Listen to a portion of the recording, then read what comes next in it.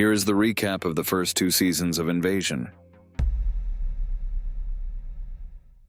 The series has several storylines running in parallel.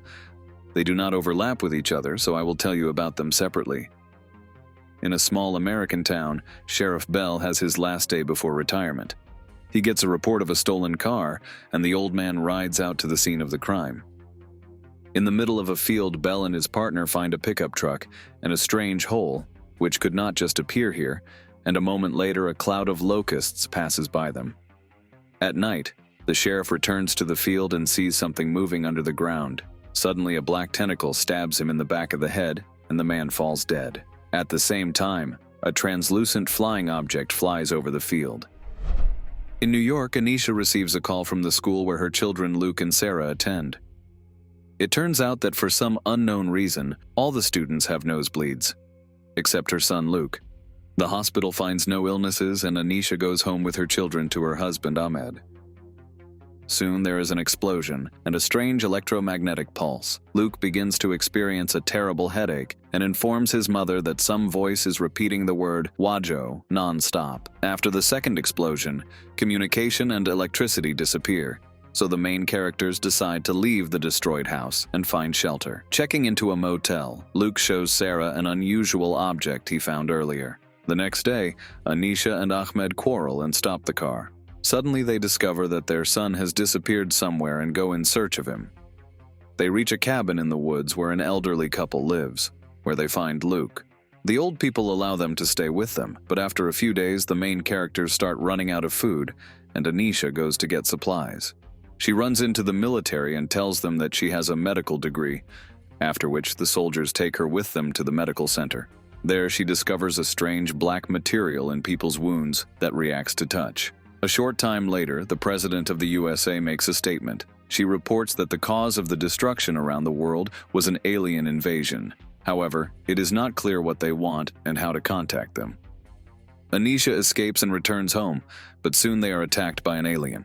The bullets don't hurt it, and the woman randomly grabs her son's black shard from his bag. After that, she kills the creature with it, and the old people in all this mess die. The next day, they make it to the shelter. Luke, along with his sister, sneaks into a morgue where the military is holding dead people infected by aliens. His mother finds him the moment the boy touches the corpse with a black shard, causing the infestation to begin to recede. The military finds out about it and takes the main character's family to their base along with the shard. On the way, they are attacked by some crazy people who want to take away the only weapon against the aliens. The main characters have to hide in the forest, and in the gunfight, Ahmed is killed. However, Anisha and her children manage to escape. In Tokyo, Hinata has been chosen as one of those who are to fly into space for scientific research. Her girlfriend Mitsuki is upset by this news, as she will be leaving for a whole year, and the mission is quite dangerous. Mitsuki works in the Japanese division of NASA and is a very gifted woman. Soon on the orbital station, for some unknown reason, the wall explodes, and all the astronauts are thrown into open space. When Earth learns of the accident, they try to figure out what happened and involve a special organization. But Mitsuki is suspended because they found out about her closeness with Hinata. Mitsuki thinks they can't figure it all out and steals a pass from her colleague. She decodes the data and learns 2 notable details. First, something big crashed into the space station. Second, when she clears the audio, she hears the word Wajo, spoken by Hinata at the time of the crash. The superiors reprimand Mitsuki for disobedience and kick her out of the building. She is convinced that Hinata is still alive, even though it doesn't make sense, after which she goes to Hinata's father, named Muraya. The man is also a radio engineer, and together with the main character, try to make out what kind of audio message was received during the accident. The old man turns up the volume of the background noise, and suddenly the sand in his pot forms some kind of pattern. Mitsuki goes back to his boss and tells him of her speculation. The man informs her in confidence that it is aliens and that she is not the only one who heard the signal. After that, he gives her the equipment to conduct her own independent investigation. The main characters infiltrate the satellite station and try to find that signal in order to establish a connection with the aliens. They find it, but Mitsuki realizes that this signal is actually a network of some kind of shared alien mind, and this is how they pass information to each other. At that moment, The military arrives. Mitsuki convinces them that she should be the one to lead the investigation. The main characters, led by the military, keep trying to contact the aliens, but all to no avail. Mitsuki decides to send an image and video of Hinata without permission, and for some reason gets a response. The repeated word, Wajo. She soon begins to communicate with Hinata, but the military confirms that the voice is synthesized and not real. The superiors think it's aliens, but Mitsuki is sure it's her girlfriend, and she even manages to confirm it by talking to her. However, the military still intends to launch a missile attack on the place where the signal came from. In London, a class of schoolchildren goes on a field trip. Local bully Monty bullies a boy named Kaspar for having a mentally unhealthy mother and for having epileptic seizures. Suddenly, Kaspar has another seizure, and at that moment some objects start falling from the sky. The driver fails to control, and their bus falls into a canyon. All the children are unharmed, but the driver is seriously injured and soon dies. The bully Monty thinks that Kaspar is to blame for the accident and encourages the others against him in every possible way. However, a girl named Jamila stands up for him. The next day, Kaspar decides to climb to the top, and the children follow his example. When they get out, they find the wreckage of a Russian satellite, as well as a strange black material. Kaspar discovers that he has drawn something like this in his journal before. The children go to London, and on the way they find a truck with sweets. Kaspar and Jamila open the driver's door and discover a strange substance that reacts to humans. The kids turn on the radio and realize that there has been some kind of disaster in the world. Soon the teens are separated. Some of the children continue on their way home, while the rest stay here waiting for help. After a while, the main characters meet a woman in a car and she gives them a ride to London, along the way telling them about the alien invasion. Before the teenagers are separated, the bully Monty apologizes to Kaspar for his behavior. The main character, along with Jamila, reaches home and discovers that his mother has died at the hands of an aliens. The main character tells his friend about his visions and voices in his head, as well as that he feels with his whole body the presence of aliens. After that, he decides to stop taking pills, which all this time dulled his senses. In Afghanistan, Marine Cole and his men go in search of a missing squad. In a town, they come across a school with a blown-up wall and children who point out an unusual pillar of sand in the desert. The military gets there and discovers an alien object. They open fire on it, but it releases a pulse, and all the soldiers except Cole are killed. A man regains consciousness. He is wounded and has no connection with the base. Soon the main character loses consciousness and almost dies, but he is saved by a local resident. Together they go to the nearest town and Cole receives a signal from his teammate. The main character gets to the local hospital where he finds him, but the man is badly wounded and cannot walk. That's when the building is attacked.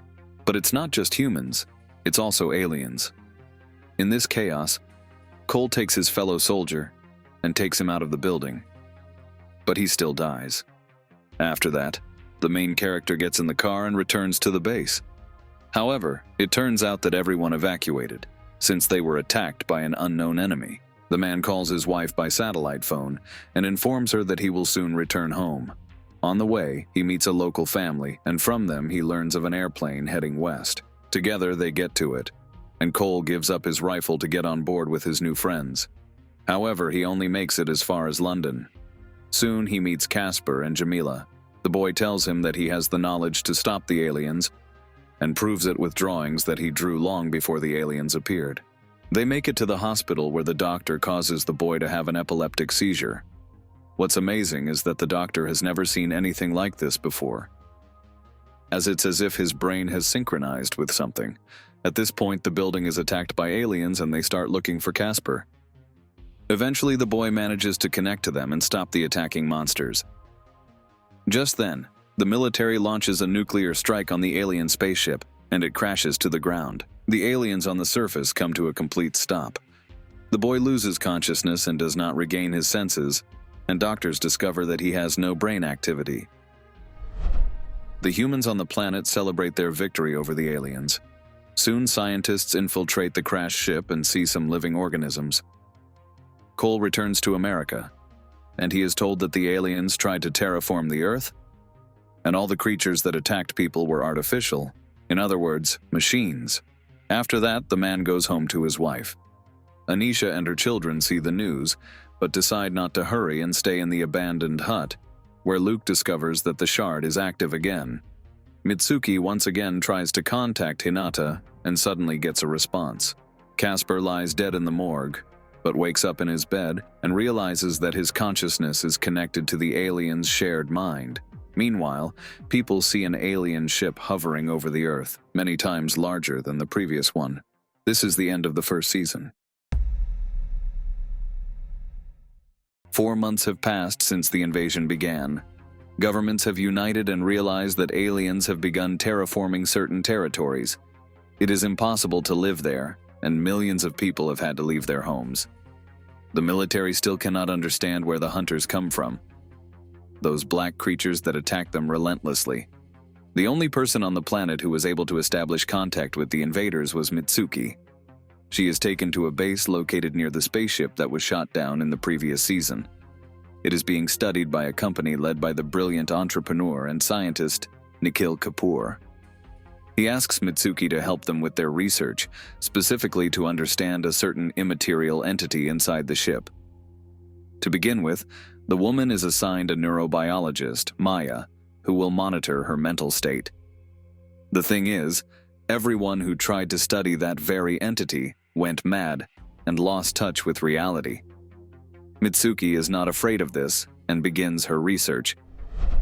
Upon coming into contact with a strange substance, something that has never happened before occurs, and it mutates. Mitsuki hears familiar music and the voice of an unknown boy. By the way, it is Casper, who is currently in the hospital, and doctors have discovered unusual brain activity in him.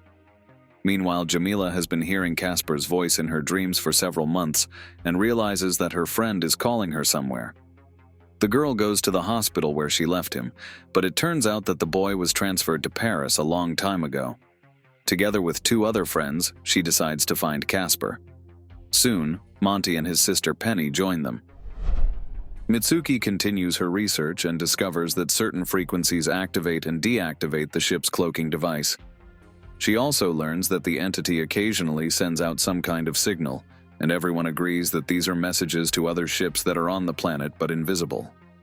The scientists decide to send the same frequency along with the signal that will disable the aliens' cloaking device, and the military will have to shoot them down. The plan succeeds, and the United Government destroys several ships. The hunters are disabled for a while, but soon they evolve. They become faster, and on top of that, are now immune to fire. The hunters begin to attack humans with even greater force and attack a hospital in Paris, where doctors are keeping children who, for some reason, are connected to the aliens. The military evacuates everyone, but is forced to leave Casper behind, as his condition is unstable and he could die during transport.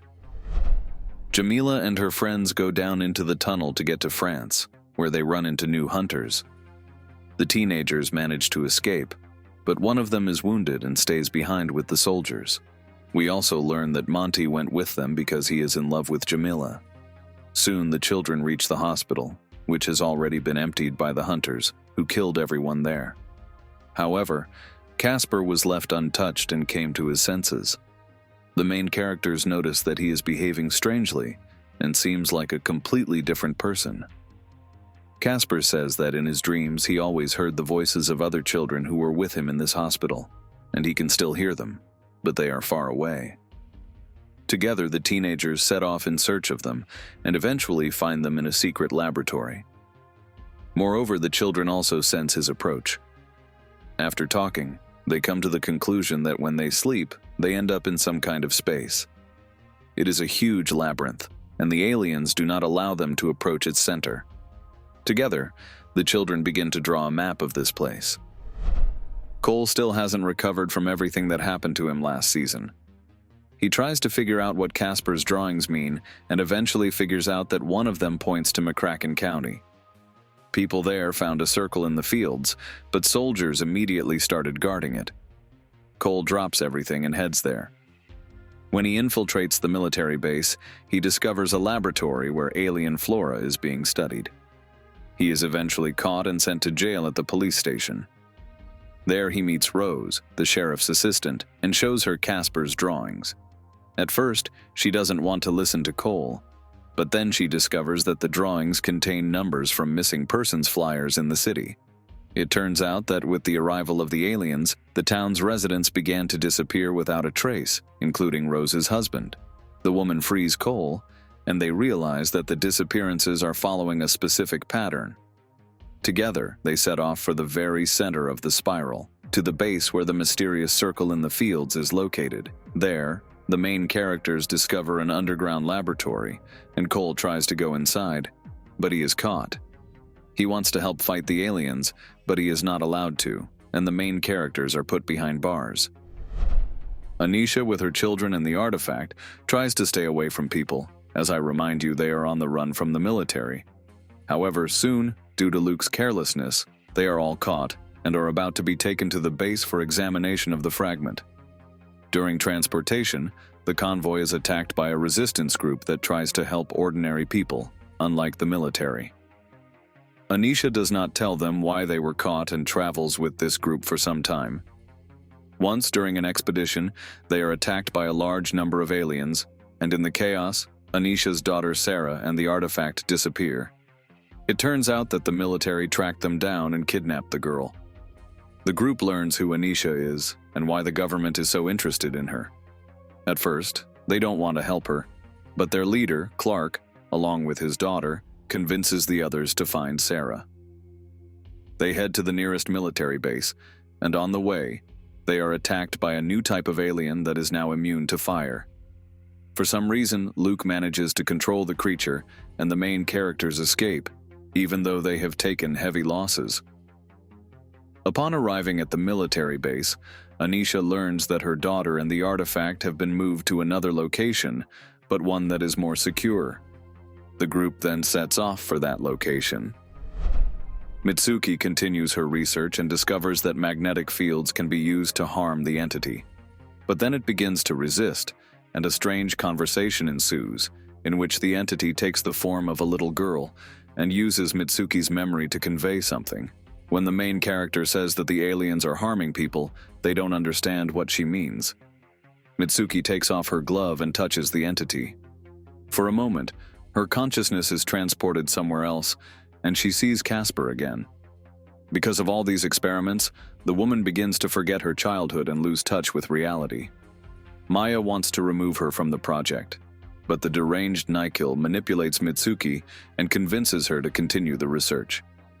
Soon, the main character realizes that the other scientists who have gone mad are actually continuing to communicate, but in the language of the aliens, which for some reason Mitsuki can understand. Meanwhile, Maya convinces Nikhil to try touching the entity himself if he is so eager to learn everything about it. The man goes to the testing room and is transported somewhere else for a few minutes. At that moment, earthquakes occur across the planet, and Mitsuki has no choice but to go inside and destroy the entity. It is not very clear how exactly, roughly speaking, with her mind and electromagnetic energy. When she comes to her senses and receives information from Nikhil's suit, she realizes that this entity is actually something like an intelligent teleport that leads to their main ship. And we understand that such teleports are located all over the planet. They are invisible, and it is from them that the hunters come, and it is there that people disappear. Mitsuki is going completely cuckoo. She leaves the ship and goes into the forest, which now glows and pulsates for her. The woman touches the roots and is transported to that very labyrinth. There she meets Casper, and together they figure out that this place is located on the aliens' main ship. The leaders of the United Government decide to use Mitsuki to activate the portal. Soldiers will be sent there with the task of destroying the aliens' main center, using the artifact stolen from Anisha. Casper will have to help them. He and the other children have already managed to map out the labyrinth. Now his task is to fall asleep and meet the soldiers on the other side. At this time, the Resistance, together with Anisha, stage a diversion and make their way to the military base. They go downstairs, where they meet Cole and Rose, and free them. They find the missing people who are being held there by the military. The people are in a vegetative state, and the soldiers report that they found them like this after they returned from the aliens. Anisha finds her daughter Sarah and tries to escape, but they are caught. Just then, the teleporter operation begins, and the aliens realize what the humans are up to. The portal is in the center of the nearest city. An entire army of hunters is sent there. All the characters decide to join forces. Luke senses the hunters and stops them. Other special children help him mentally. At first, Mitsuki is unable to control herself and activate the portal. Because of this, the soldiers who were supposed to go there die. Cole realizes that this is his chance. He puts on a spacesuit, and the general gives him a fragment. Mitsuki manages to activate the teleport and falls unconscious. Cole enters the portal and finds himself in a labyrinth. There he meets Casper, but we see that something is wrong with his eyes. This is the end of the second season. Don't forget to subscribe to the channel and click the like button. Thanks for watching. Goodbye.